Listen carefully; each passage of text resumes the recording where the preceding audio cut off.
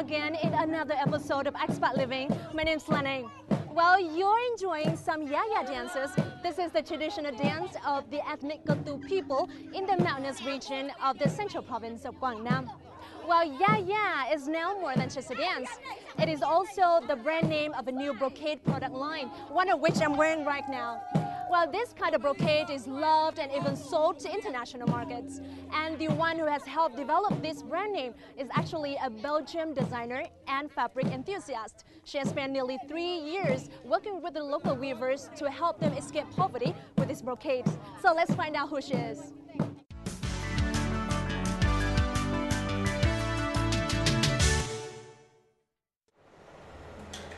Andegonde van Ansenoy, or Ava, is a Belgian textile and fashion designer. Or, as she puts it herself, a fabric freak. I'm looking everywhere for fabrics. Everywhere I go, when there's an opportunity to find fabrics, I will buy always small quantities, and these small quantities will be then integrated in her clothing. Ava's obsession for fabrics has brought her from her hometown in Belgian city of Antwerp to many parts of the world, and eventually led her to move to a land where some of the world's most exquisitely intricate fabric are found among ethnic peoples in far-flung mountains.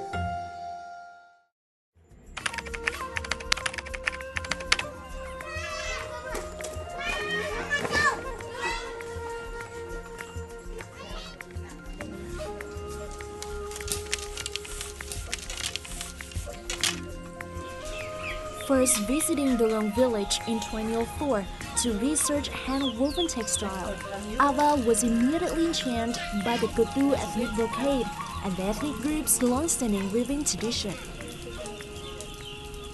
There's a lot of things happening and it's amazing, beautiful, a lot of colors and a lot of items. Me as a designer, it's so inspirational. It has something mystical. There is something in this village that immediately when you enter, you climb up this little hill, you enter, there is this house standing there. From the morning till the evening, there are always people sitting down and weaving. Young people, older people, everybody's weaving in this village.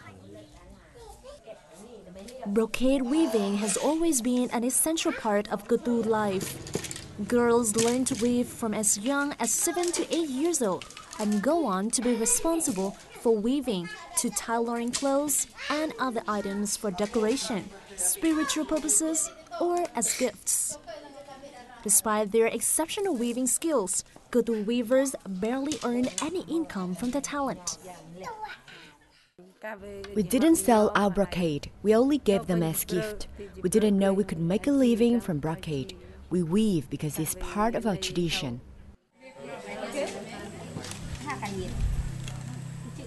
Now aware of Dorong village great weaving talent, Ava has worked as a consultant for the UN's International Labour Organization on a project since 2012. The project helps promote Ketu brocade and provides weavers with a sustainable income from the traditional craft. There were these 20 women sitting there showing amazing well-woven fabrics, and there was like a good group dynamics. They were warm with each other, they had like this interconnection that you could feel immediately. So for us, when we met them, it was okay, let's start with them.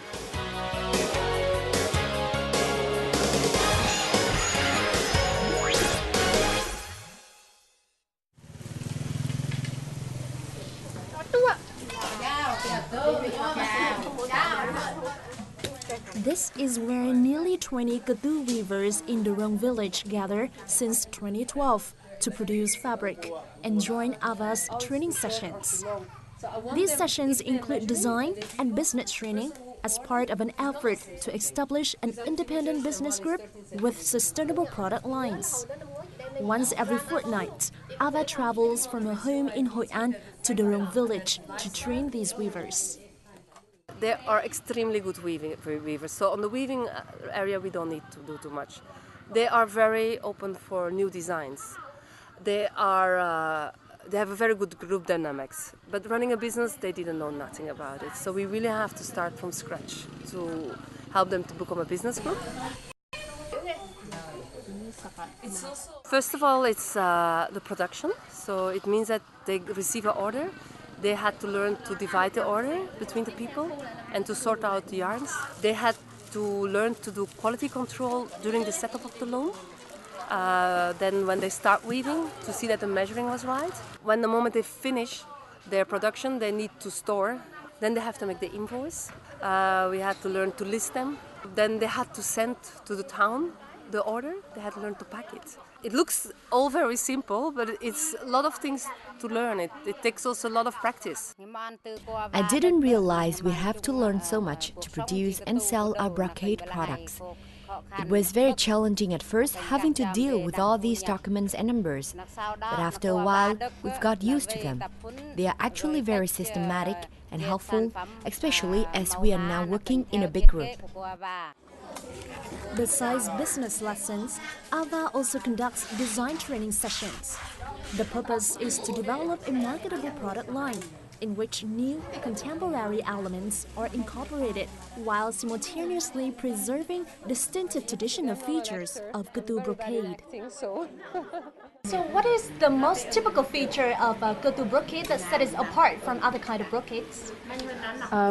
As you can see, there is no loom. There is just 10 sticks and they are all connected with each other because of her. Her body creates the structure of the loom. So they don't have in other looms like 1, 2, 3, 4, 5 of them, and you can throw through these little ropes. You can throw different patterns. While in this one they do the brocade weaving more like they're weaving inside their fabric while they're weaving a story. They can weave it through the beads. So talking about patterns, is there any difference in the patterns of Kutu's brocade as compared to other regions' brocades? With stories from the past, things that are happening around them, ceremonies that are going on those days, it's almost like a diary when you look at their personal fabrics.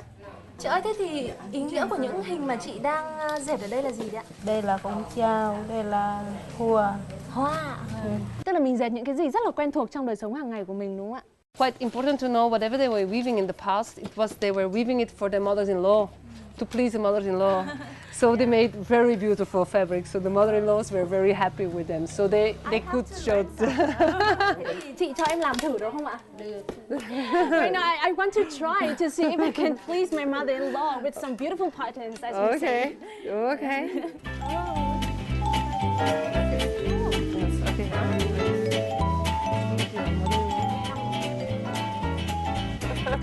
I think your mother-in-law won't see you anymore.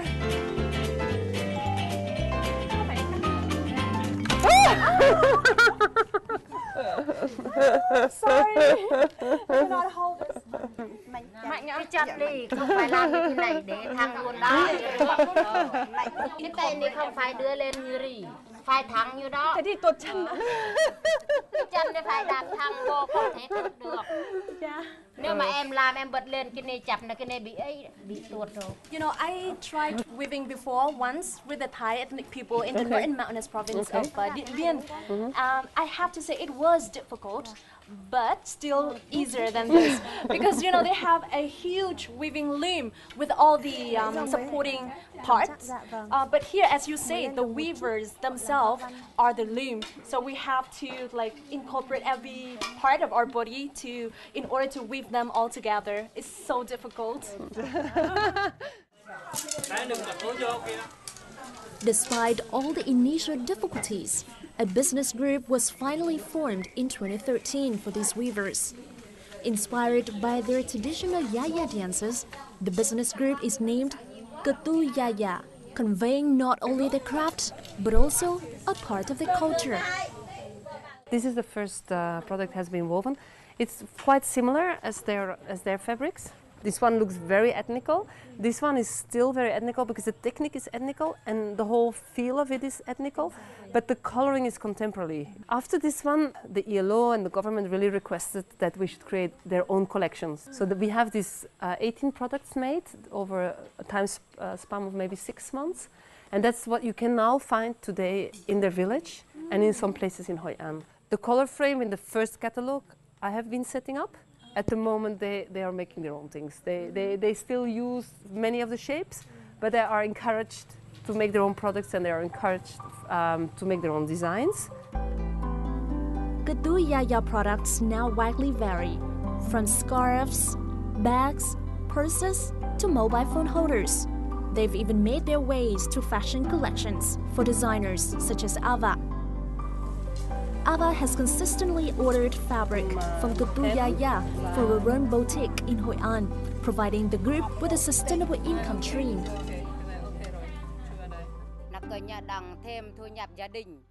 In the past, we lived mainly from farming, which didn't provide us with enough to cover our daily expenses. Now each of us in the group earns about 400 to 500,000 Vietnam dong, approximately 19 to 23 US dollars per day.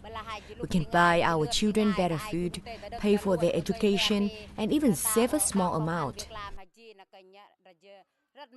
Lúc trước là thổ cẩm là để dành mà mọi người mặc ở trong làng, mà bây giờ thì mấy chị rất vui mừng và thổ cẩm của mấy chị đã được tung ra thị trường bán, và nói chung người nước ngoài ghé đây là họ mặc cũng rất nhiều và họ khen đẹp, thì từ đó em cảm thấy là cái nghề truyền thống dệt thổ cẩm của mình không có thể mình bỏ được, mình sẽ lưu truyền cho con cháu sẽ giữ lại mãi mãi. Each week's training sessions lasts 2 to 3 days, giving Ava a chance to truly live in the Cơ Tu community and immerse herself in the daily lives. Despite differences in language and culture, Ava has developed a very close relationship with locals in the Rung village. Cô Ava có thể nói là cái mẹ thứ hai của mấy chị trong nhóm. Thấy làm việc với cô Ava rất vui. Dễ chi mà người Tây lúc nào mỗi lần lên thì người Tây ngồi với mình 3-4 ngày. There is a connection that is very special. It's about beyond friendship. It's something that I know we did this all together. And I think what we build up through the years is something that will last forever.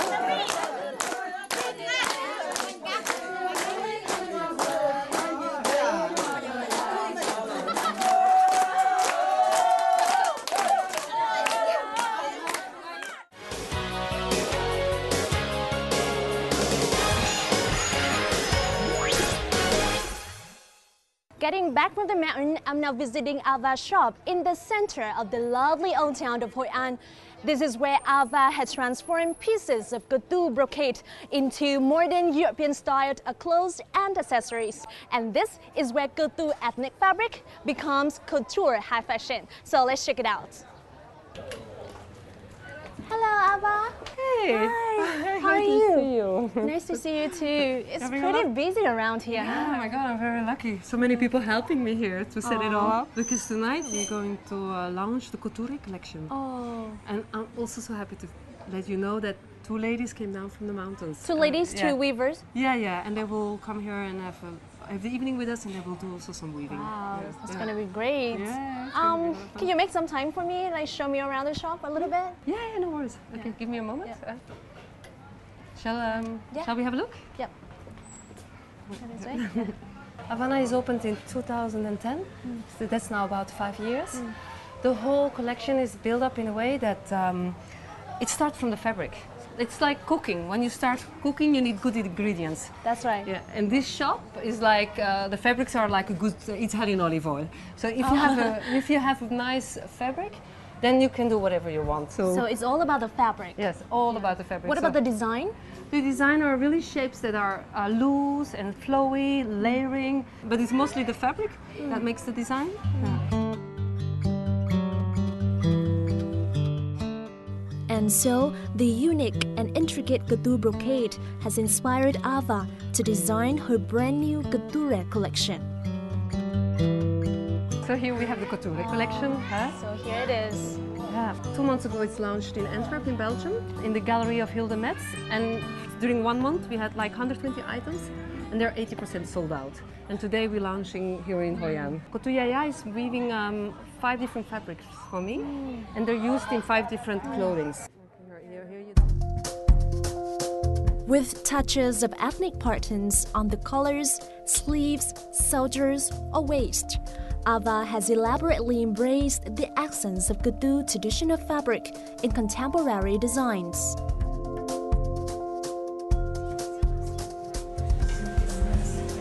At the launch event today, visitors not only get to see exquisite clothes, but also learn more about the history, culture, and the weaving techniques of the Ketu ethnic people through this weaving demonstration. They do it while they move the threads up and down in the fabric. But in this story, there is no option for motif. Me as a designer, I have seen the process of making clothes, but I think it's very important to show to people who come from different worlds how the clothes are really done. I love this performance, and if you look more, you can even study and see and maybe learn a little bit more about that tonight. When they're weaving, and then they put them almost where they are. I got to see something very, very interesting, something that hasn't been done in Hoi An before. Obviously, I think with the tailor custom made, you know, the little details and the little intricacies, and really Ava's doing a fantastic job just keeping local things and making them modern, making them trendy. So I think that's great. For these weavers, this event also provides a memorable experience. I feel overwhelmed today receiving so much attention and compliments from the visitors. What's most meaningful to us is that all of the visitors today love our brocade and want to buy a lot. We're thankful to Ava for that.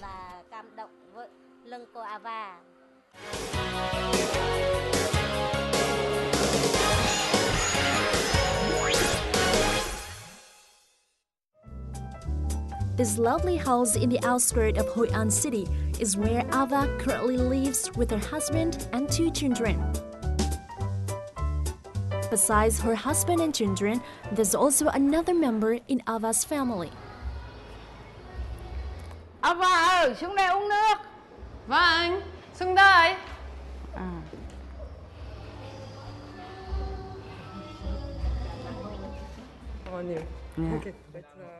Bei is Ava's housekeeper. She has lived with Ava's family since they first moved in Vietnam. Taking care of everything in the house, Bei is now a part of Ava's family. We had from the beginning this kind of sisterhood, motherhood. I've been very lucky because it's not easy to migrate to a country, and to have somebody like her who's has such a big soul, it made it much more easier to come and live here. My family's away now for 1 month. It's a very long time, but if I come home after a long working day, I can sit down with her, we drink some tea, and we have a little bit of fun together. Tình cảm giống như gia đình đó, như chị trong nhà cô làm hết, cô thấy tình cảm, cô thấy cô cũng thương. Người nước ngoài mà qua đây làm ngày làm đêm mà cô thấy cô cũng thương, cô cũng coi như người trong nhà đó đó.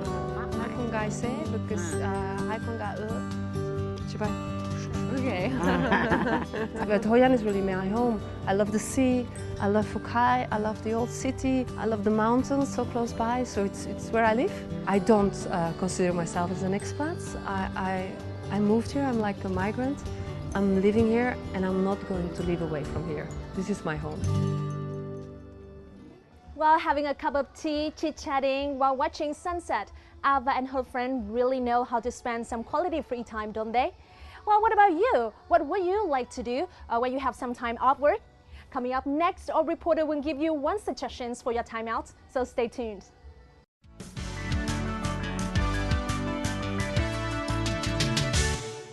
We have time for in this episode of Expat Living. Please feel free to write to us at expatliving@vtv.vn if you want to be featured in our show, or to give us any comments and suggestions you may have. You know what? You can always watch repeats of our program online at vtv4.vn or youtube.com/vtv4go. This is Lan Anh. Thank you so much for tuning in, and I see you again.